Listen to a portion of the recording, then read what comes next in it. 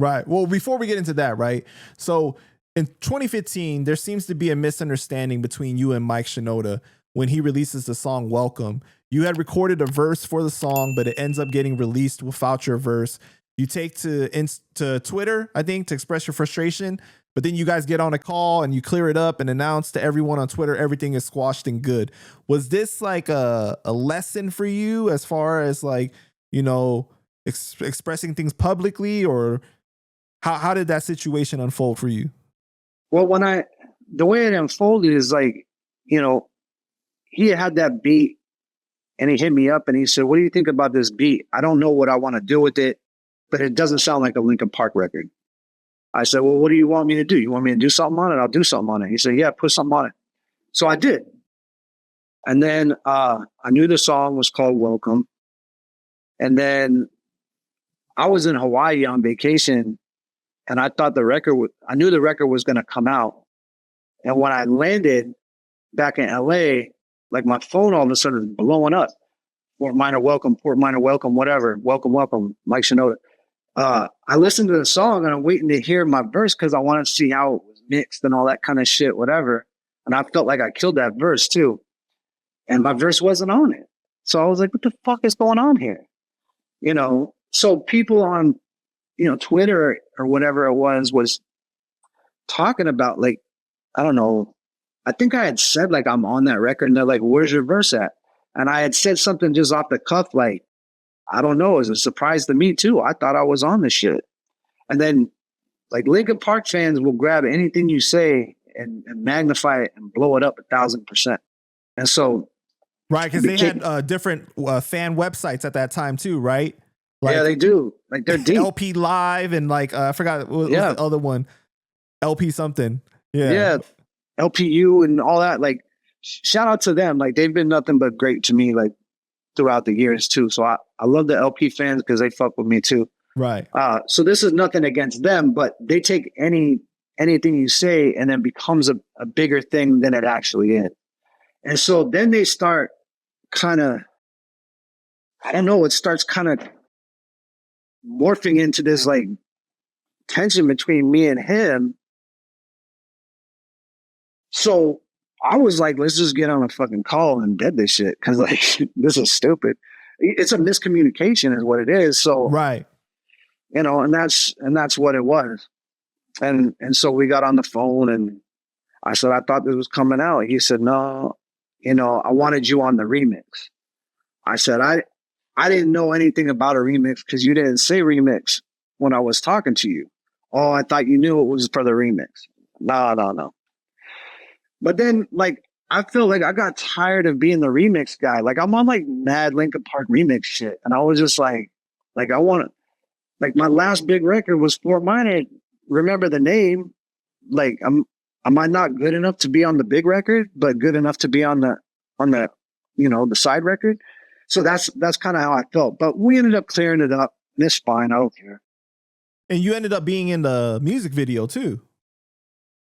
Yeah, he invited me down to come down to the video just to show everybody that there wasn't no hard feelings. So I did. And I don't remember, did they release the remix with you on it? No, like, so I ended up talking to him and, you know, about doing a remix. And I was like, all right. Well, he's like, but I still want you to do the remix. I said, all right, cool. Who are we going to put on the remix? He's like, I'm talking to this person, talking to that person, whatever. I said, all right, well, let me know. And then I guess it just never panned out. So that was that. So according to Reddit, right, people believe that Talk was still bitter towards Mike over what happened. And you were more forgiving of Mike because you had a closer relationship with Mike. You knew him first. Maybe. And they said that Talk sold his machine shop chain and called it machine shit. And there's other reports that on Instagram he listed in his like about me section that he was a backup dancer for Fort Minor. That's just Talk's personality though. That's his sense of humor. Like he just, you know, these are questions you have to ask him. His experience, we have a shared experience with everything, but he also has his own personal experience about it. People interpret things differently too. Exactly. Right. So, I mean, I can't answer for him, but Talk is his own man. Like how he feels is how he feels, and um, I don't take anything away from that. Like I think his feelings are genuine, but he feels the way he feels, and I feel the way I do. So you guys have had conversations where you're like, I understand that you feel that way. I don't feel that way, but I respect that you feel that way, based off of the experience. No. No, no, we never had conversations like that. Um, he does his interviews and he says what he says, and I say what I say. But I've never like called him and be like, "Yo, what are you doing? Why do you feel like this?" Like that's not our type of relationship. And I don't make excuses for any of my dudes either. You know what I'm saying? Like if App says something out of pocket or if Talk says something that I don't agree with, I don't jump in the middle of it and make excuses for them. They do what they do. He's still gonna be my boy. Right. But you've spoken about the difficulties of mixing friendship with business. It's terrible. Especially when it's on like massive levels amount of money. Yeah. I mean, it's not easy for sure at all, but it just comes with the business, I guess, Because, the fans, they feel like you guys weren't properly credited for the work with Fort Minor. Do you feel like you were properly credited? Yeah. Financially too, everything? You felt like you received what you deserved? I mean, that's debatable.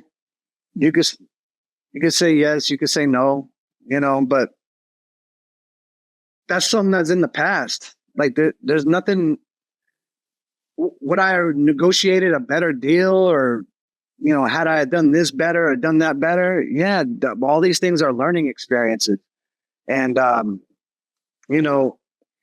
you'll rot if you kick yourself for every bad decision you made in this business. You'll kill yourself. Good lesson right here. Yeah, like you can't let the things that you did or didn't do in the past dictate what you do in the future, because you'll be a bitter ass old man sitting there bitching about stupid shit that doesn't matter anymore. So I'm going to get mine regardless. I always do. It doesn't, I'm my own man. I make my own bread. I carve my own path. I don't rely on other people to do that for me. There was a time in my life when I did, or I thought that was the way to do it. Like, oh, if we just stick up underneath Lincoln Park, we'll be good. But that's not the reality of it, though. You have to do the work. Like, they're not going to do all the work and you're going to get all the bread for doing nothing. You know what I'm saying? So, you could say this, you could say that. There's points to all of it. But there's no sense of pointing fingers and blaming people, because without taking your own responsibility for it as well. And I think that sums up that song that you wrote. I did it to myself, right? Pretty much, which is really dope. So like, I feel like you've been real consistent with what you're saying. Cause that's how I feel. Like I'm not just saying it to blow smoke. Right. That's how I feel. You at a certain point, you really have to look. You have to take a look at what's really going on and take some of the responsibility. It's real easy to kick it to somebody else. Like, oh, Mike didn't look out for this, and Mike didn't do that, or Talk didn't do this, or App didn't do that. That's the easy way to do it. But, when you have to take a look in yourself and take responsibility, that's kind of when you can get over it and figure out where your next move is going to be. Everybody has pitfalls in this industry. I don't think there's anybody you haven't talked to that wouldn't have the same exact issues that I've went through. It's just the way you deal with it is different, For sure, man. And I love this this mature talk, you know what I'm saying? Because it definitely is what I like to call grown man talk, because taking accountability for your part in it. Yes, maybe there's things other people could have done better, but you can't change that, right? But you can change what you did, how you feel about it, the way you view it. And, you like you said, maybe the financial part you could debate or whatever, but also you were presented certain opportunities, experiences, traveling overseas and rocking these tours and stuff like that, that you might not have gotten, you know, without this situation too. Right. So like there's an overall experience. Right. Now, if somebody would have approached me from the very beginning with Fort Minor and said, look, you're not going to get any money for this, but you're going to travel the world. You'll get your own record deal as Styles of Beyond. This will be great promotion for Styles of Beyond. You'll get to see all these countries you would never see before, you know, all that kind of shit. Most people would took that deal anyway. You know what I'm saying? You still get something out of it. It's the expectation. It's the expectation. Yeah.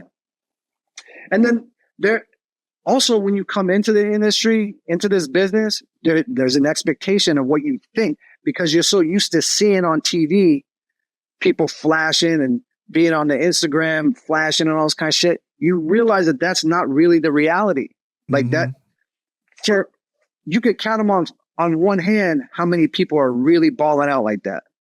That's why I remember MTV Cribs was even fake. A lot of those people, they rented out places where they weren't even really living. Of course, because you have to keep up that appearance of being successful. And I get why they do it.